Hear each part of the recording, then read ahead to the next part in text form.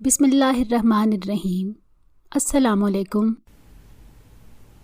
میرے شرابی باپ نے میری ماں کے مرنے کے بعد میری شادی اپنی عمر کے آدمی سے کر دی، جبکہ میں اس وقت صرف 16 سال کی تھی۔ لیکن وہ آدمی مجھے اپنے گھر لایا اور ایک کمرے میں بند کر دیا۔ بس روز ایک عورت آتی اور کھانا پانی دے کر چلی جاتی۔ جب ایک دن اس عورت نے مجھے ایک سیاہ چادر دی اور بولی، رات 1 بجے اسے پہن کر کمرے کے بیچ میں بیٹھ جانا، پھر ایک جادو ہوگا اور تم آزاد ہو جاؤ گی۔ میں نے ایسا ہی کیا، لیکن میں جیسے ہی چادر اڑ کر کمرے کے درمیان میں بیٹھی تو روح کانپ گئی، کیونکہ ایک عورت بھی کیا عجیب تخلیق ہے خدا کی، کہ نہ ہی اپنی مرضی سے دنیا میں آتی ہے اور نہ ہی مرضی سے اپنی زندگی جیتی ہے۔ ساری عمر دوسروں کی خدمتیں کرتی اس جہان فانی سے گزر جاتی ہے۔ کچھ ایسا ہی تجربہ رہا مجھے اپنی زندگی سے۔ میں نے ایک غریب گھرانے میں آنکھ کھولی، جہاں میرا بھائی، میری ماں اور میرے ابا رہا کرتے تھے۔ جب سے ہوش سنبھالا اپنے باپ کو ہر وقت غصے میں دیکھا۔ اکثر میں نے اپنی ماں کو روتے دیکھا۔ جب میرے ابا میری ماں کو غصے سے مار پیٹ رہے ہوتے تو میں ڈر کے مارے پلنگ کے نیچے چھپ جاتی کہ کہیں وہ مجھے دیکھ کر مجھے نہ مارنا شروع کر دیں۔ پھر جب وہ گھر سے جاتے تو میں اماں کے پاس جاتی اور پوچھتی، اماں کیوں رو رہی ہیں؟ تجھے ابا نے مارا ہے نا؟ تب میری اماں اپنے آنسو چھپاتے ہوئے کہتی، نہیں نہیں، وہ مار نہیں رہے تھے، ہم تو باتیں کر رہے تھے۔ جبکہ میری ماں کے ہاتھوں پر مار کے نشان مجھے صاف نظر آ جاتے، اور ابا پر غصہ بھی بہت آتا تھا کہ کیوں وہ میری ماں کو مارتے ہیں۔ میں اور میرا بھائی، ہم 2 ہی بہن بھائی تھے۔ بھائی کو ابا نے 12 سال کی عمر میں ہی کام پر لگوا دیا تھا کہ گھر بیٹھے گا تو ناکارہ ہو جائے گا۔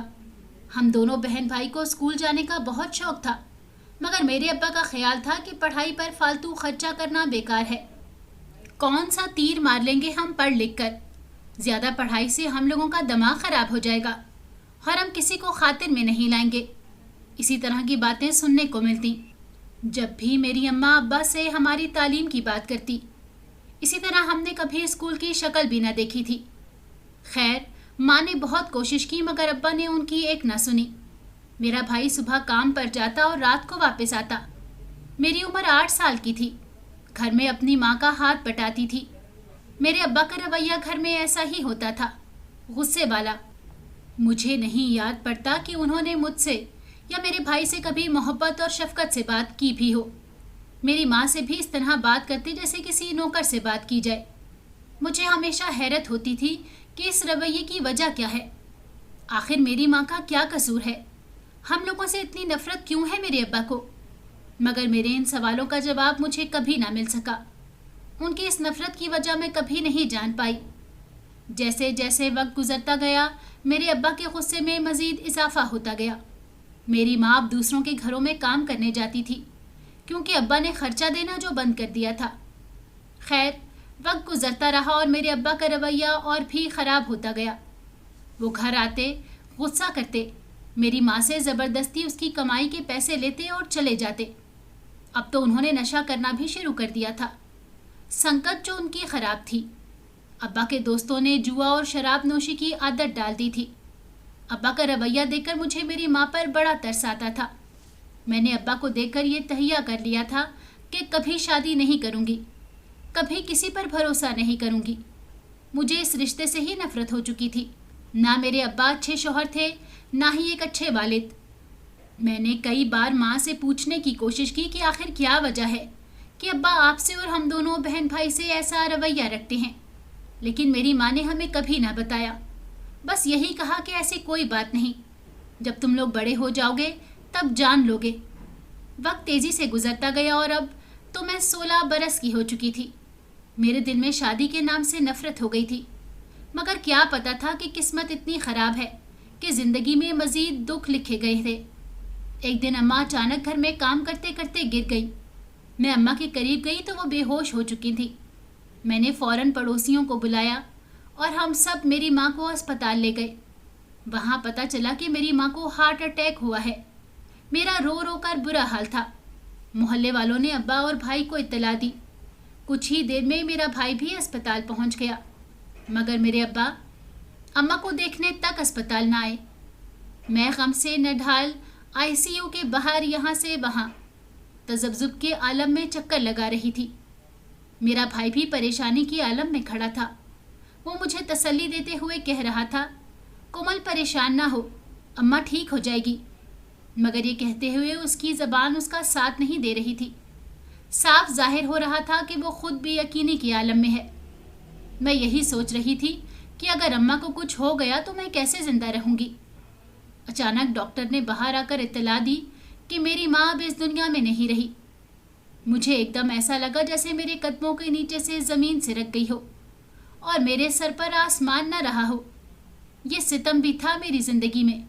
ایک میری ماں جس کے ساتھ کا مجھے سہارا تھا، وہ بھی قدرت نے مجھ سے چھین لیا تھا۔ میں غم سے نڈھال زمین پر ڈھہ سی گئی۔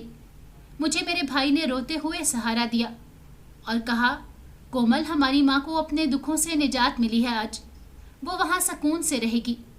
یہاں اس دنیا میں اماں کو کبھی خوشی نہ مل سکی۔ تم اس طرح غم نہ کرو، اپنے آپ کو سنبھالو۔ یہ کہتے ہوئے وہ بھی رو رہا تھا۔ ہم دونوں بہن بھائی اب یتیم ہو چکے تھے، کیونکہ ابا تو تھے ہی نام کے۔ انہوں نے اپنا نہ شوہر ہونے کا فرض نبھایا تھا، نہ ہی ایک باپ ہونے کا۔ ان کے ہونے سے صرف ہمیں خوف ہی محسوس ہوتا تھا کہ کب ان کو غصہ آ جائے اور مار پیٹ شروع کر دیں۔ اب تو اماں نے بھی ساتھ چھوڑ دیا تھا۔ میرا دل یہی سب سوچ سوچ کر ڈوبا جا رہا تھا۔ پھر ہم دونوں محلے والوں کے ساتھ اماں کی ڈیڈ باڈی گھر لائے۔ ابا گھر پر آئے، اماں کا چہرہ دیکھا اور چلے گئے۔ نہ مجھ سے بات کی، نہ بھائی سے کچھ کہا، نہ اماں کی تدفین کے لیے رکے۔ محلے والوں نے ہمارا بہت ساتھ دیا۔ میرے بھائی نے محلے والوں کی مدد سے اماں کی تدفین کی۔ میں اور میرا بھائی اب اس گھر میں اکیلے رہتے تھے۔ ابا کبھی کبھی ہی گھر آتے تھے۔ سارا دن اپنے دوستوں کے ساتھ پتہ نہیں کہاں وقت گزارتے تھے۔ گھر پر آتے بھائی سے کچھ دیر بات کرتے اور چلے جاتے۔ مجھ سے تو کافی عرصے سے بات بھی نہ کی تھی۔ میں کبھی مخاطب بھی ہوتی تو ایسے انداز میں جواب ملتا کہ دوبارہ ہمت ہی نہ ہوتی بات کرنے کی۔ ایک دن دوپہر کو گھر کا کام کر کے میں بیٹھی اماں کو یاد کر رہی تھی کہ دروازے پر دستک ہوئی۔ میں اٹھی اور پوچھا، کون ہے؟ جواب نہ ملا۔ پھر دوبارہ دستک ہوئی۔ میں نے دروازہ کھول دیا۔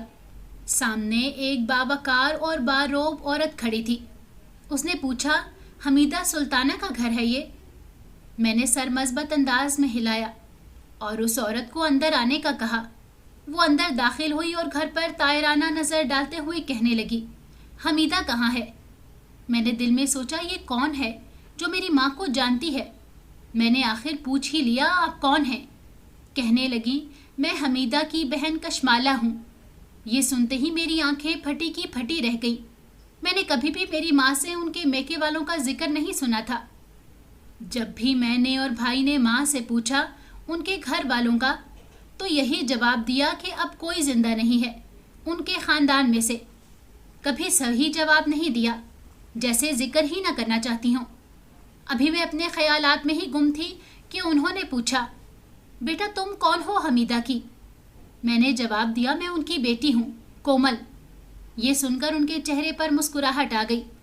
کہنے لگی، بالکل حمیدہ کی شبیہ ہو، اسی کی طرح حسین اور اپنے نام کی طرح کومل ہو۔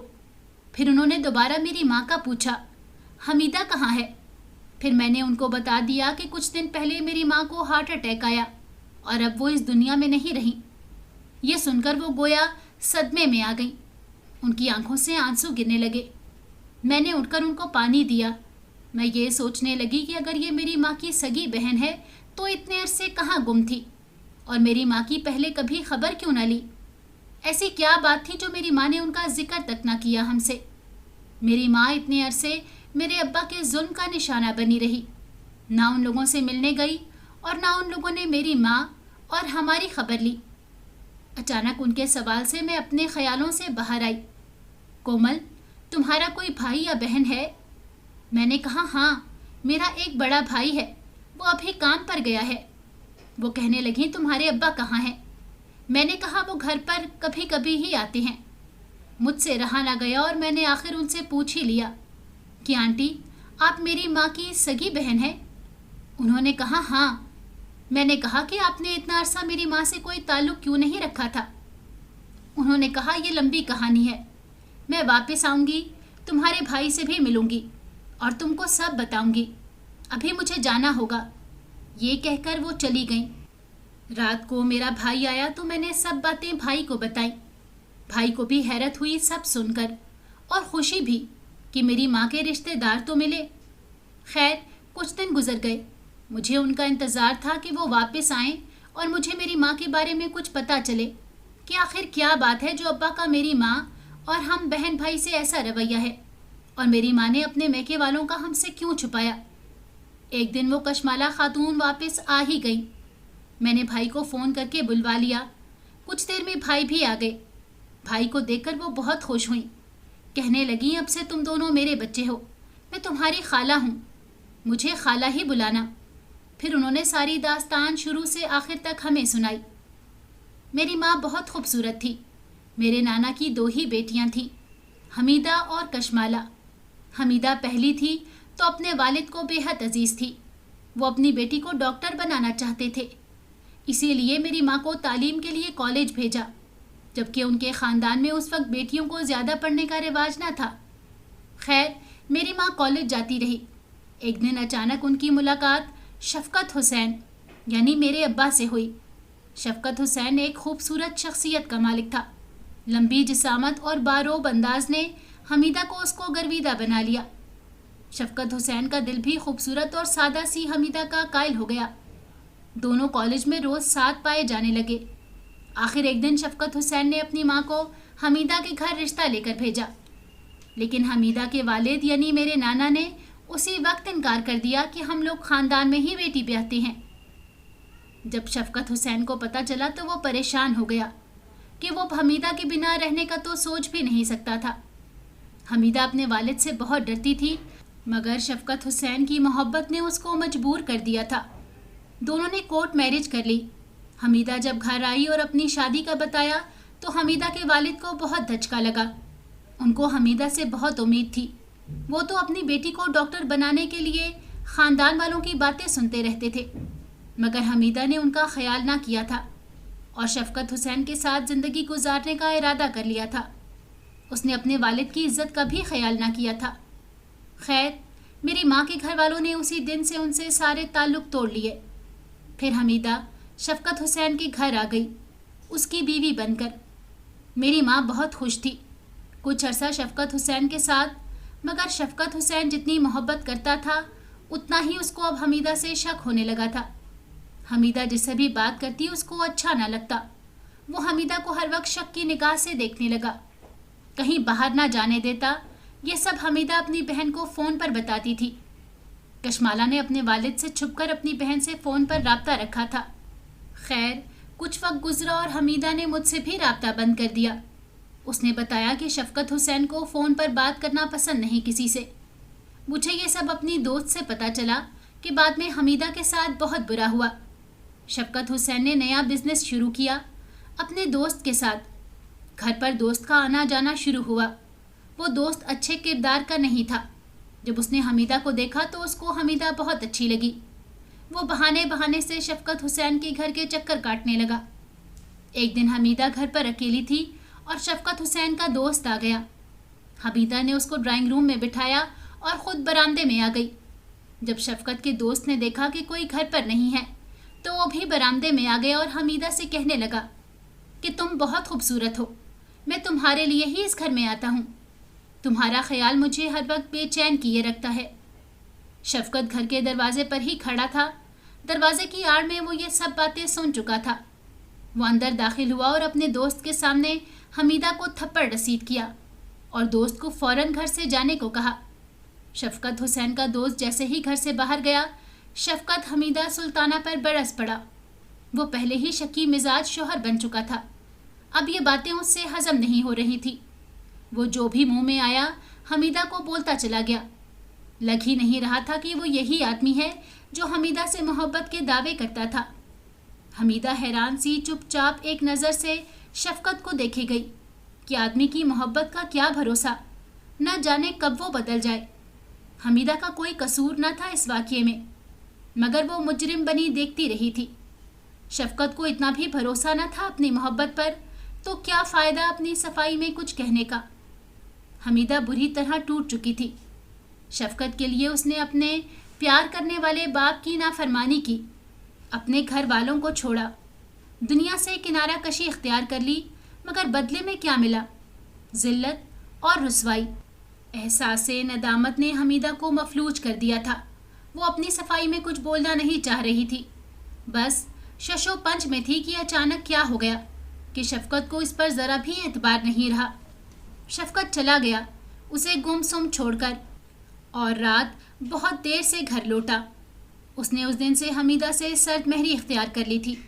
وہ نہ ہی اپنے بیٹے سے کھیلتا، حمیدہ سے بات بھی کرتا تو جھڑک کر کرتا۔ پھر کچھ دن بعد حمیدہ کے گھر بیٹی پیدا ہوئی۔ وہ میں ہی تھی جس کا نام میری ماں نے کومل رکھا تھا۔ حمیدہ کی بیٹی کی پیدائش پر شفقت حسین ہسپتال بھی نہ آیا تھا، نہ اپنی بیٹی کا منہ دیکھا، نہ ہی حمیدہ کی مزاج پرسی کی۔ حمیدہ اب تنہا رہ گئی تھی، ایک شوہر کے ہوتے ہوئے، ماں باپ بہن بھائی سب کے ہوتے ہوئے بھی وہ اکیلی رہ گئی تھی۔ کشمالہ خالہ کی آنکھوں سے آنسو نکل رہے تھے۔ مجھے میری ماں پر بہت رحم آیا۔ اب وہ یقیناً اچھے مقام پر ہوگی۔ دنیا میں اتنے غم کھائے، اب تو آخرت کا سفر میری ماں کے لیے آسان ہوگا۔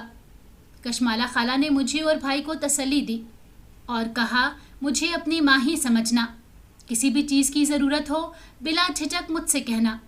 ہم نے سر ہلا دیا، پھر وہ گھر سے رخصت ہو گئی۔ دن رات ایسے ہی گزرتے گئے، میری زندگی جیسے رک سی گئی تھی۔ میں گھر کا کام کرتی، بھائی کام سے رات کو دیر سے گھر آتا، اور ابا کی وہی روٹین تھی، کبھی گھر آتے اور کبھی نہیں۔ ابا سے ہم نے کشمالہ خالہ کا ذکر نہیں کیا تھا۔ ایک دن ابا رات کو گھر آئے، میرا بھائی بھی اس وقت گھر پر تھا۔ بھائی سے کہا اگلے جمعے تیری بہن کومل کا نکاح ہے، اس کو بتا دینا اور ضروری تیاریاں کر لینا۔ میرا بھائی حیرت سے ابا کو دیکھنے لگا۔ کہا ابا اتنی جلدی؟ ابھی تو کومل بہت چھوٹی ہے اور اماں کو اس دنیا سے گئے کچھ ہی دن ہوئے ہیں، اور اتنی جلدی تیاری کیسے ہوگی؟ ابا نے فوراً میرے بھائی کی بات کاٹی۔ یہ تیرا کام نہیں ہے کہ تو مجھے بتائے کہ کیا کام کس وقت کرنا ہے، بس تو تیاری کر لینا اور تیری بہن کو سمجھا دینا کہ اپنی تیاری کر لے، اس کو بیاہ کر دوسرے شہر جانا ہے، اپنی ضرورت کی چیزوں کی پیکنگ کر لے، تم بھی اس کی مدد کر دینا۔ میں دروازے کی اوٹ سے یہ سب باتیں سن رہی تھی۔ یہ سن کر عجیب سا احساس ہوا کہ ابا نے بھائی کو میری مدد کرنے کا کہا کہ چلو اتنی تو پرواہ ہے ان کو میری۔ مجھے میری شادی کا سن کر حیرت ہو رہی تھی۔ یہ ابا نے کس سے میرا رشتہ طے کر دیا ہے جس کو میں نے دیکھا تک نہیں، اور بھائی بھی نہیں جانتا؟ ضرور کچھ نہ کچھ گڑبڑ ہوگی۔ خیر، اپنی قسمت پر رونے کے سوا کوئی چارہ نہ تھا میرے پاس۔ میرا دل بہت گھبرا رہا تھا، ایک انجان سا خوف محسوس ہو رہا تھا۔ کچھ ہی دیر میں میرا بھائی میرے پاس آیا اور ساری بات بتائی جو ابا نے ان سے کہی تھی۔ بھائی نے کہا کہ میں معلوم کرتا ہوں کس سے ابا نے تمہاری شادی طے کی ہے، تم فکر نہ کرو۔ یہ کہہ کر بھائی چلے گئے۔ میں نے رونا شروع کر دیا تھا۔ مجھے ابا سے اپنے لیے کوئی اچھے کی امید نہیں تھی۔ کیسا باپ تھا، بیٹی کی شادی ایسے کر رہا تھا جیسے کوئی مجبوری ہو۔ رات کو جب میرا بھائی آیا تو ابا پر بہت ناراض تھا۔ ابا کے آتے ہی بھائی نے غصے سے ابا کو کہنا شروع کر دیا، ابا میں اس ظلم میں آپ کا ساتھ نہیں دوں گا۔ آپ ایسا کیسے کر سکتے ہیں کومل کے ساتھ؟ وہ آپ سے بھی بڑی عمر کا ہے۔ آپ اپنے جوئے کی پھینٹ میری بہن کو نہیں چڑھا سکتے۔ آپ نے کومل کا سودا کر دیا۔ ایک باپ ایسا کیسے کر سکتا ہے؟ مجھے اپنے کمرے میں واضح آواز آ رہی تھی۔ ابا کی آواز آئی، تم مجھے سکھاؤ گے کہ مجھے کیا کرنا ہے؟ میں تم دونوں کا باپ ہوں، جو کر رہا ہوں کومل کے اچھے کے لیے ہی کر رہا ہوں۔ تیرا کام نہیں کہ تم مجھے سمجھائے، تیرا کام ہے اپنی بہن کی شادی کی تیاری کرنا۔ صرف کچھ دن ہے باقی، دوسرے شہر جانا ہے اس نے۔ جلدی تیاری کر لے اپنی بہن کے ساتھ مل کر، وہاں کومل بہت خوش رہے گی۔ سبکتگین کے پاس بہت پیسہ ہے، آج کل پیسہ قسمت والوں کو ہی ملتا ہے۔ کومل خوش قسمت ہے کہ اس کو اتنا اچھا رشتہ ملا۔ ابا آپ نے تو کبھی اپنی بیٹی سے اچھے سے بات تک نہیں کی، وہ ہمیشہ آپ کے پیار کو ترستی رہی، آپ اس کے اچھے کے لیے اتنا سوچ رہے ہیں؟ بھائی کی آواز آئی، غصے سے یہ کہتے ہوئے میرے بھائی گھر سے چلے گئے۔ رات کو دیر سے گھر آئے۔ میں ان کو کھانا دینے گئی تو مجھ سے مخاطب ہوئے، کومل۔ مجھے بیٹھنے کا اشارہ کیا۔ میں بیٹھ گئی۔ کہنے لگے 3 دن بعد تیری شادی ہے، تم کو جس چیز کی ضرورت ہو مجھے بتا دینا، میں تم کو ساتھ لے جاؤں گا، تم اپنی پسند سے لے لینا۔ ان کے چہرے پر خوشی نہیں تھی، ایک اداسی سی چھلک رہی تھی۔ مگر بھائی، ابا نے کس کے ساتھ میری شادی طے کر دی ہے؟ بھائی نے کہا، ایک زمیندار ہے، بہت امیر ہے، ابا کا خیال ہے تم اس کے ساتھ خوش رہو گی۔ بھائی نے کہا، کومل مجھے معاف کر دینا، تیرا بھائی ہو کر بھی میں تیرے لیے کچھ نہیں کر سکا۔ یہ کہتے ہوئے ان کی آنکھوں میں آنسو تھے۔ میرے سر پر ہاتھ رکھا اور چلے گئے۔ میں ان کی اور ابا کی ساری باتیں سن چکی تھی۔ ابا نے مجھے جوئے میں ہار دیا، میرا سودا کر دیا اور میری شادی اپنے سے بھی بڑی عمر کے آدمی سے طے کر دی۔ یہ سب الفاظ میرے سر پر ایٹم بم کی طرح گر رہے تھے۔ مجھے میرا وجود ہی بے معنی لگ رہا تھا۔ میرا قصور کیا تھا جو ابا نے میرا ساتھ ایسا ظلم کیا؟ میں روتی رہی اور اپنی ماں کو یاد کرتی رہی۔ اسی طرح یہ 3 دن گزر گئے اور وہ دن بھی آ گیا جب میرا جنازہ اٹھنا تھا۔ مجھے ایک شدید اذیت کا احساس ہو رہا تھا۔ میں سوچ رہی تھی کہ میری ماں نے پوری زندگی ان کے جیسے بے حس آدمی کے ساتھ کیوں گزار دی؟ مجھے باپ کے نام سے ہی نفرت ہو گئی تھی۔ مجھے میری ماں کی شدت سے یاد آ رہی تھی۔ یہ کیسی قسمت تھی؟ میری ساری عمر باپ کی محبت کو ترستی رہی، اب وہی میری زندگی کا سودائی بن گیا ہے۔ اس دن میرا نکاح ہوا، میں نے سائن کر دیے۔ میں سوچ رہی تھی کہ اب میری زندگی میں اور کتنا خراب ہونا لکھا ہوگا۔ اس شخص کو میں نے ابھی تک دیکھا نہیں تھا جس کا نام اب میرے نام کے ساتھ منسوب ہو گیا تھا۔ میں گھونگھٹ میں تھی۔ پھر کچھ دیر بعد میرے بھائی مجھ سے ملنے آئے۔ میرے سر پر ہاتھ رکھا مگر کچھ بولے نہیں۔ اب شاید ان کے پاس الفاظ ہی نہیں تھے۔ وہ میرے لیے کچھ نہیں کر پائے تھے، اور ویسے ابا کے سامنے کب ہماری چلی تھی؟ میری ماں بھی میرے ابا کی ضد میں اپنی زندگی ہار گئی تو میرے بھائی کیا کر سکتے تھے میرے لیے؟ خیر کچھ ہی دیر میں مجھے گاڑی میں بٹھا کر لے جایا گیا۔ مجھے نہیں پتا چلا کہ میرے ساتھ کون لوگ تھے۔ سفر بہت لمبا تھا، گاڑی کی رفتار بھی تیز تھی۔ میرے ساتھ برابر میں ایک عورت بیٹھی تھی، نہ جانے وہ کون تھی۔ کچھ دیر بعد گاڑی رکی، شاید گھر آ گیا تھا۔ مجھے گاڑی سے اتار کر اندر ایک کمرے میں لے جایا گیا۔ وہ عورت میرے ساتھ ہی تھی۔ مجھ سے کہنے لگی، میں تمہارے شوہر کی پہلی بیوی ہوں۔ مجھے سن کر حیرت ہوئی کہ ایک بیوی کیسے اپنے شوہر کی دوسری شادی کروا سکتی ہے۔ خیر یہ بتا کر وہ باہر چلی گئی اور مجھے شش و پنج میں مبتلا کر گئی۔ کچھ دیر گزری تھی کہ اچانک ایک ادھیڑ عمر کا آدمی کمرے میں داخل ہوا اور مخاطب ہوا، اے لڑکی، تیرے باپ سے میں نے تم کو خریدا ہے، اب تم میری غلام ہو، مجھے خدمت گزاری میں کوتاہی پسند نہیں۔ یہ کہہ کر اس نے میرا گھونگھٹ اٹھایا تھا کہ اسے دیکھ کر میری چیخ نکل گئی اور مجھے کچھ یاد نہیں کہ کیا ہوا۔ شاید میں بے ہوش ہو گئی تھی۔ جب آنکھ کھلی تو خود کو کسی اور کمرے میں پایا تھا۔ میرا دماغ کام نہیں کر رہا تھا کہ یہ کس کے ساتھ میری شادی کر دی ہے ابا نے۔ یہ آدمی میرے ابا سے بھی بڑی عمر کا تھا اور چہرے سے بھی خوف ٹپکتا تھا۔ اس کی بڑی بڑی مونچھیں اس کو اور بھی خوفناک اور دہشت ناک بنا رہی تھی۔ میں کیسے ایسے شخص کے ساتھ رہ سکتی ہوں؟ میں رو رو کر چلاتی رہی۔ یہ وہ کمرہ بھی نہ تھا جہاں میں پہلے آئی تھی۔ یہاں نہ بستر تھا اور نہ ہی کوئی اور سامان، بس سامنے ایک ہی کرسی پڑی تھی۔ دیواروں سے بھی دہشت ٹپک رہی تھی۔ کوئی قید خانہ معلوم ہو رہا تھا۔ جگہ جگہ دیواروں سے پلستر بھی اکھڑ رہا تھا۔ کچھ دیر بعد ایک عورت آئی کھانا اور پانی لے کر۔ مجھ سے کہا، کھانا کھا لو، بس یہ کہا اور چلی گئی، کچھ اور بات نہ کی۔ مجھے یہاں وحشت سی ہو رہی تھی۔ کوئی راستہ نہ تھا یہاں کہ میں باہر جا سکتی۔ یہ کمرہ قید خانہ تھا شاید۔ میں پھر سے رونے لگی۔ میں نے چیخنا شروع کر دیا، دروازہ کھولو، مجھے جانا ہے۔ وہی عورت آئی اور بولی، شور مت کرو، تم شادی کر کے یہاں آئی ہو، جب تمہارا دماغ ٹھیک ہو جائے تو صاحب تم سے بات کریں گے۔ میں سوچ رہی تھی کہ انہوں نے مجھے اس قید خانے میں کیوں رکھا ہے۔ میں غم اور بھوک سے نڈھال ہو رہی تھی۔ وہ عورت کہنے لگی، اپنے اوپر ظلم نہ کرو، پانی پی لو اور کچھ کھا لو۔ اس عورت کے لہجے میں میرے لیے ہمدردی تھی۔ اس نے میرے ہاتھ میں پانی دیا۔ میں نے پی لیا۔ وہ عورت کہنے لگی تمہارا سامان میں تمہارے کپڑے تو ہوں گے نا؟ میں نے اس بات میں سر ہلایا تو کہنے لگی میں تمہارا سامان لے کر آتی ہوں، تم کپڑے بدل کر کھانا کھا لو۔ میں کچھ نہیں بولی۔ وہ عورت چلی گئی۔ کچھ دیر بعد اس کے ہاتھ میں میرا بیگ تھا۔ میں عروسی لباس میں تھی۔ اس نے بیگ میں سے میرا سوٹ نکال کر دیا اور واش روم کی جانب اشارہ کیا۔ میں اس کے ہاتھ سے کپڑے لے کر واش روم چلی گئی۔ جب کپڑے بدل کر واپس آئی تو وہ عورت جا چکی تھی۔ یہ عورت مجھے شکل سے عجیب دکھتی تھی، پراسرار سی۔ جب سے میں یہاں آئی تھی مجھے یہاں سے وابستہ ہر انسان کچھ پراسرار اور خوفناک ہی لگ رہا تھا۔ مجھے بھوک سے چکر آ رہے تھے مگر میرا کھانا کھانے کا بالکل دل نہیں کر رہا تھا۔ اچانک مجھے کشمالہ خالہ کا خیال آیا۔ ان کو ان سب باتوں کا علم ہی نہ تھا، شاید بھائی کے ذریعے ان کو پتہ چلے۔ میں اپنی سوچوں میں گم تھی اور نہ جانے کب مجھے نیند آ گئی۔ دوسرے دن وہ عورت ناشتہ لے کر آئی اور جب اس نے دیکھا کہ کل رات بھی میں نے کھانے کو ہاتھ نہیں لگایا تو وہ کہنے لگی تم نے کل بھی نہیں کھایا، خود پر ظلم نہ کرو اور اب یہ ناشتہ کر لو۔ میں نے عورت سے کہا پلیز مجھے یہاں سے باہر جانے دو، مجھے کیوں قید کر رکھا گیا ہے؟ پلیز میری مدد کرو، مجھے یہاں سے جانے دو۔ وہ عورت کہنے لگی پہلے ناشتہ کر لو، میں بعد میں آؤں گی۔ یہ کہہ کر وہ واپس چلی گئی۔ مجھے کمزوری سی محسوس ہو رہی تھی اپنے اندر۔ میں نے کل سے کچھ نہیں کھایا تھا۔ میری نظر کھانے پر گئی۔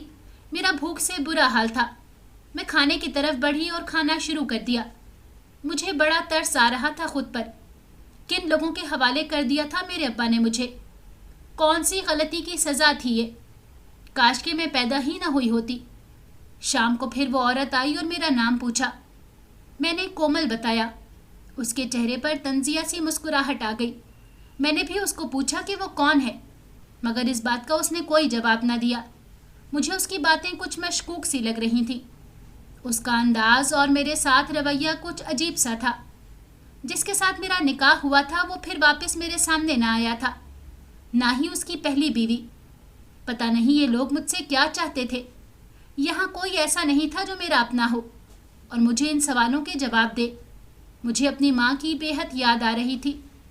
اس سے اچھا تھا میرے ابا مجھے اپنے ہاتھوں سے مار ڈالتے۔ مجھے یہاں بہت خوف محسوس ہوتا تھا۔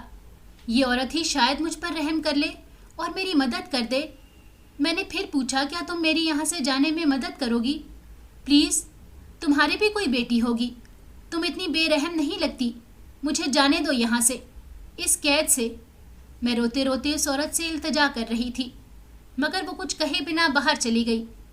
اسی قید میں مجھے اس طرح کافی دن گزر گئے۔ نہ وہ آیا جس کے نام پر میرے ابا نے مجھے منسوب کر دیا تھا، نہ ہی یہ عورت جو مجھے کھانا دینے آئی تھی، اس نے اس کا کوئی ذکر کیا تھا مجھ سے۔ ایک دن جب وہ صبح ناشتہ لے کر آئی تو اس کے ہاتھ میں ایک کالی چادر تھی۔ اس نے میرے سامنے ناشتہ رکھا اور کہنے لگی یہ کھا لینا، اور مجھے وہ کالی چادر دی اور کہنے لگی کہ رات کو 1 بجے یہ چادر اوڑھ کر کمرے میں بیٹھ جانا، یہ ایک جادو ہے، چادر اوڑھنے پر جادو شروع ہوگا اور تم یہاں سے جانے میں کامیاب ہو جاؤ گی۔ مجھے اس کی بات پر یقین نہیں آیا کہ میری اتنی مدد کر رہی ہے، کہ جادو کے ذریعے مجھے اس قید سے آزاد کروا رہی ہے۔ خیر، میرے پاس بھی کوئی اس کے سوا چارہ نہ تھا، سو میں نے یہی سوچا کہ اس کی بات پر عمل کر لوں گی۔ ویسے اب اور برا کیا ہو سکتا ہے؟ یہاں تو نہ دن کا پتہ چل رہا تھا نہ شام کا۔ قید سے باہر نکل کر میں نے یہی سوچا تھا کہ ابا کے گھر اب کبھی نہیں جاؤں گی۔ میں نے یہی ارادہ کیا تھا کہ کشمالہ خالہ کو فون کر کے سب بتاؤں گی۔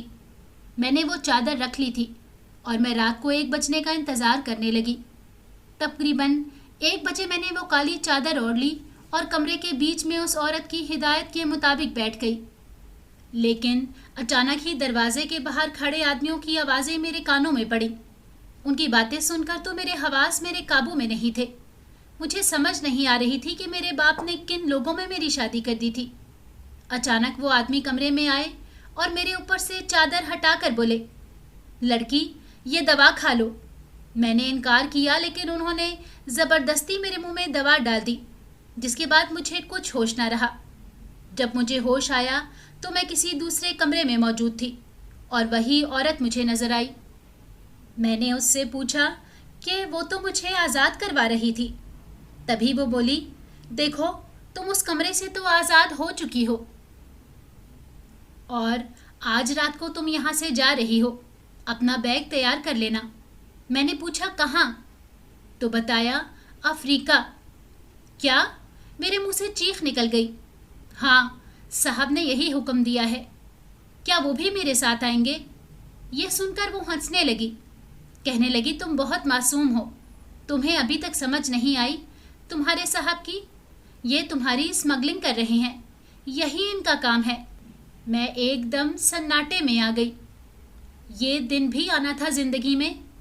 میں نے آدمیوں کے بہت بھیانک روپ دیکھے تھے، اپنے باپ کی شکل میں جس نے اپنی ہی بیٹی کو بیچ کر ظالموں کے حوالے کر دیا، اور اب جس سے شادی ہوئی اس نے بھی میرا سودا کیا۔ جیسا بھی تھا، میں تو اب اس کی بیوی تھی نا۔ ایسا کوئی کیسے سوچ سکتا ہے؟ عجیب سی حالت ہو رہی تھی میری۔ وہ عورت یہ سب بتانے کے بعد جا چکی تھی، مگر اب میں نے یہ سوچ لیا تھا کہ یہاں سے کسی نہ کسی طرح نکلنا ہے۔ اب میں اپنی ذات کا نقصان نہیں کروں گی۔ اپنا بیگ میں نے ریڈی کر لیا تھا، رات ہونے کا انتظار کرتی رہی۔ جب کھانا آیا تو میں نے چپکے سے چھڑی اپنے پاس رکھ لی، جو مجھے اسی کمرے سے ملی تھی۔ شاید اپنے دفاع کے لیے مجھے اس کی ضرورت پڑ جائے۔ پھر رات دیر سے کمرے میں وہ عورت آئی اور کہا چلو باہر تمہارا انتظار کر رہے ہیں وہ لوگ۔ میں کھڑی ہو گئی اور اس کے ساتھ باہر نکلنے لگی۔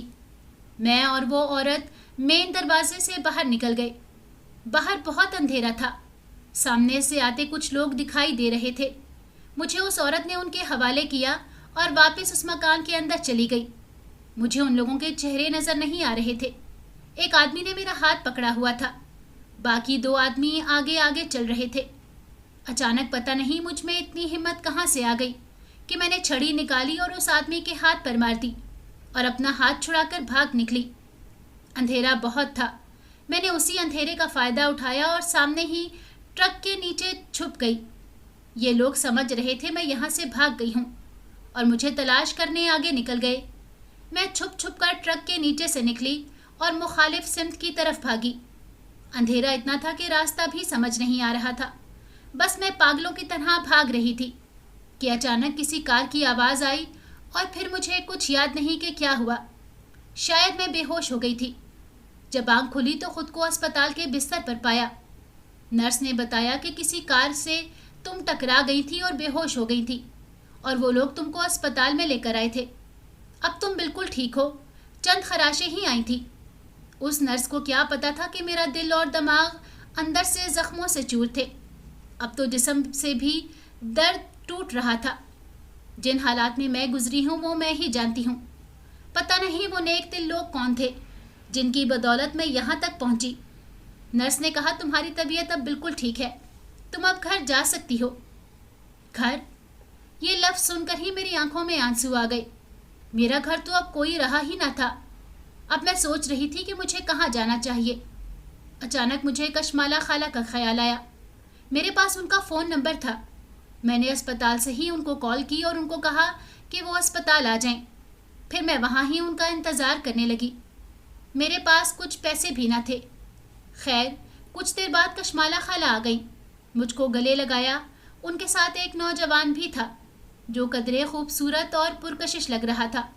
میں نے ساری داستان کشمالہ خالہ کو سنائی، کس طرح میرے ابا نے میری شادی کروائی اور ان لوگوں نے میرے ساتھ جو سلوک کیا اور میں کیسے وہاں سے بھاگی۔ میری خالہ کو یقین ہی نہیں آ رہا تھا کہ میرے ابا اتنے سنگ دل بھی ہو سکتے ہیں۔ میری حالت پر خالہ بہت پریشان ہو رہی تھیں۔ خیر، انہوں نے غصے سے کہا کہ ان لوگوں کے خلاف پولیس میں رپورٹ لکھوائیں گے۔ خیر، وہ مجھے اپنے ساتھ گھر لے آئیں۔ گھر آ کر مجھے انہوں نے کھانا دیا اور ایک کمرے میں لے گئیں۔ کہنے لگیں آج سے تم میری بیٹی ہو اور یہیں رہو گی، یہ تمہارا کمرہ ہے، اب تم آرام کرو، کل بات کرتے ہیں۔ میں سونے کی لاکھ کوشش کرتی رہی مگر نیند ہی نہیں آ رہی تھی، یہ سوچ سوچ کر کہ میرا نکاح ہوا ہے اس آدمی سے، وہ مجھے ڈھونڈ لے گا تو پھر ان لوگوں کے حوالے نہ کر دے۔ اگلے دن صبح وہ کمرے میں آئیں تو مجھے پریشان دیکھ کر بولی، کومل تم پریشان نہ ہو، نوید ان لوگوں سے نمٹ لے گا۔ نوید ان کے بیٹے کا نام تھا جو اسپتال میں ان کے ساتھ آیا تھا، اور تمہاری خلا کے کاغذات بھی کورٹ کے ذریعے ان کو پہنچ جائیں گے، پھر تم آزاد ہو جاؤ گی اور تمہارے بھائی بھی تم سے ملنے آئیں گے۔ آج بھائی سے ملنے کو میرا بہت دل کر رہا تھا۔ یہ سن کر مجھے اطمینان ہوا شام کو بھائی آئے اور تمام داستان ان کو بتائی۔ بھائی نوید اور کشمالہ خالہ سے ملے اور اس مسئلے پر بات کی۔ کشمالہ خالہ نے کہا کہ اگر کومل تمہارے ساتھ جائے گی تو ان لوگوں کو پتہ چل جائے گا۔ بھائی نے بھی تائید کی۔ خیر وہ چلے گئے۔ کچھ دن بعد کورٹ کے ذریعے مجھے طلاق مل گئی۔ کشمالہ خالہ آئیں اور مجھ سے کہا اب خوش ہو جاؤ، تم آزاد ہو گئی ہو، اب کوئی تمہیں پریشان نہیں کر سکتا۔ یہ کہہ کر انہوں نے میرا ہاتھ پکڑا اور صوفے پر بٹھایا اور بولی مجھے تم سے ضروری بات کرنی ہے۔ میں نے کہا جی۔ پھر وہ کہنے لگی کیا تم میری بیٹی بنو گی؟ میری کوئی بھی بیٹی نہیں ہے، میری بہت آرزو ہے کہ میری تم جیسی پیاری بیٹی ہو۔ ان کا اتنا پیار دیکھ کر میری آنکھیں چھلک پڑیں۔ میرے آنسو دیکھ کر بولی نوید تمہیں بہت خوش رکھے گا، یہ اس کی خواہش ہے کہ میں تم سے بات کروں۔ کیا تم میری بہو بنو گی کومل؟ اگر تم راضی ہو تو تمہارے بھائی سے بات کروں۔ میں کیا جواب دیتی؟ ان کے اتنے احسان تھے مجھ پر، اور میرے پاس تو کوئی گھر بھی نہیں تھا کہ جہاں جاتی۔